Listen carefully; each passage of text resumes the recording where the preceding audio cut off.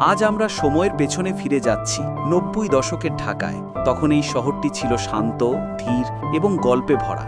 কাদামাটির রাস্তা, সরল জীবন আর মানুষদের সহজ চলনভঙ্গি এই ছিল ঢাকার দিনের ছাপ। বুড়িগঙ্গা নদী ঢাকার প্রাণ। সকালবেলায় নদীতে সারি সারি পালতোলা নৌকা চলত, ঘাটে মানুষ ও পণ্য নিয়ে ব্যস্ততা চলত, যেন পুরো শহরের জীবন নদীতেই গাঁথা। নদীপথে খবর, পণ্য এবং মানুষের যাত্রা সবই প্রবাহিত হতো শান্ত গঙ্গার মতো। সেই সময় ঢাকায় মোটর গাড়ি খুব কম ছিল। মানুষ চলাফেরার জন্য রিকশা, ঘোড়ার গাড়ি আর সাইকেল ব্যবহার করত। গরম দুপুরে রাস্তার পাশে ছায়ায় চা খাওয়ার দৃশ্য স্বাভাবিক ছিল। বিকেলে শিশুদের মাঠে খেলা আর মহল্লার ছোট বড়দের আড্ডা, এসব মিলিয়ে ঢাকার দিনের ছবি ছিল প্রাণবন্ত।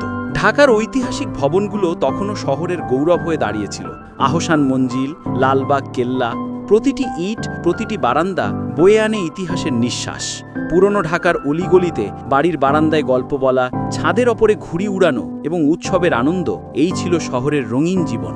নিউ মার্কেট, আজিমপুর, সদরঘাট বাজারগুলোতেও ছিল মানুষের হাসি, আড্ডা আর জীবনের ছোঁয়া।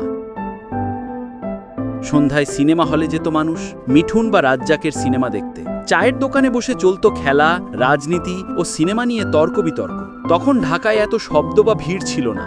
রাত নামলেই শহর নিঃশব্দে ঘুমিয়ে যেত। বাতাসে মিলত নদীর গন্ধ আর শিউলি ফুলের স্নিগ্ধ সুবাস। মানুষের জীবন শান্ত, সরল আর প্রাকৃতিকভাবে চলত।